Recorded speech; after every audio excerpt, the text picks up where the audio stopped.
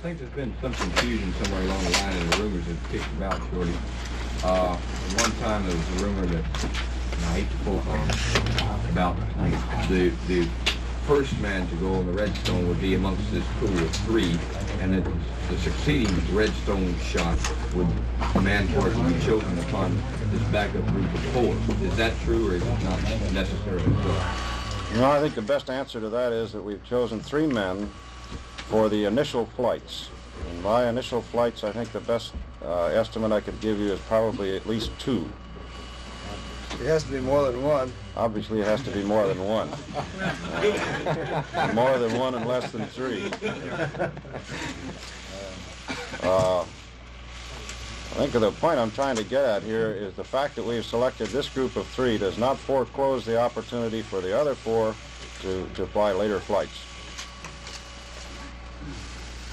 Shorty, can you be a little more specific about how the selection was made? The statement that was given to us yesterday was that it was based on 22 months of information. Are there some criteria that were met in selecting 3 men? I think the best answer I can give you to that is that, first of all, the initial selection process was probably one of the most vigorous selection processes that's ever been conducted any place, any time with regard to selecting people. Since that time, we have been in vigorous training for somewhat 22 months now, 23 months.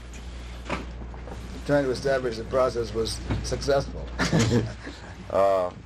In every training situation, we acquired medical information.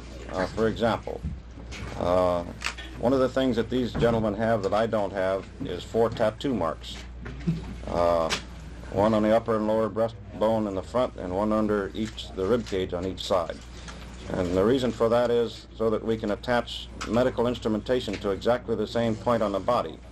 And we have been doing this now throughout all of the centrifuge rides, the pressure chamber runs, and all of the other training activity, and have been, therefore, acquiring more and more and more and more medical information on their own physiological reaction to these situations. In addition, we've been running training in the procedures trainer, that is actually simulating missions. We crank in troubles in the cockpit, systems failures. We run time studies on how fast they reacted to these kinds of things.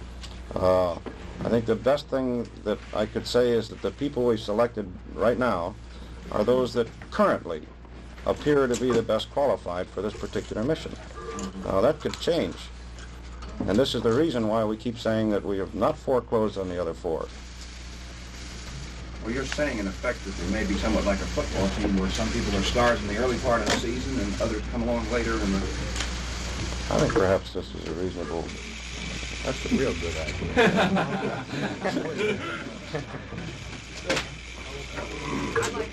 Where do you think you can look at it another... Your appendicitis operation? I don't have any idea. You don't think so? I don't have any idea. Oh. Maybe this selection is the midpoint between ham and the humans, too. You can't...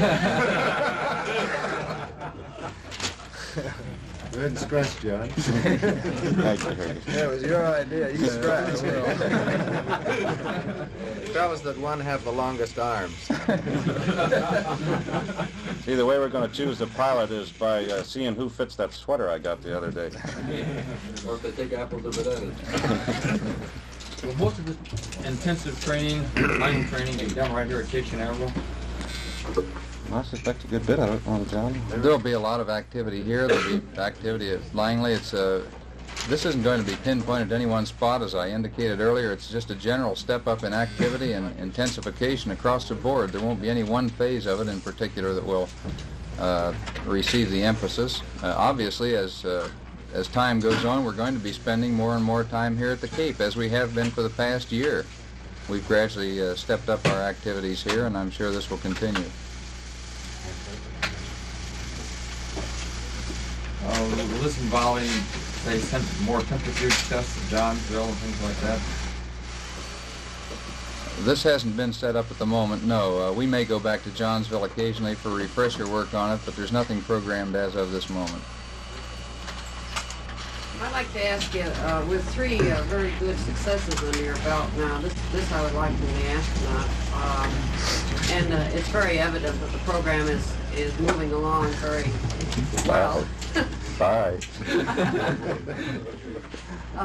Do the astronauts feel that we have a good chance of beating the Russians in the space with an orbital strike? Any chance, a good chance, or what have you, or not? I think it's pretty obvious that they have greater capability in some fields that are involved in orbital flight, particularly their weightlifting capability. We know they have a pretty advanced environmental control system to sustain their animals in flight. So the direct answer, and this is just my personal feeling, is that I'll be surprised if they don't.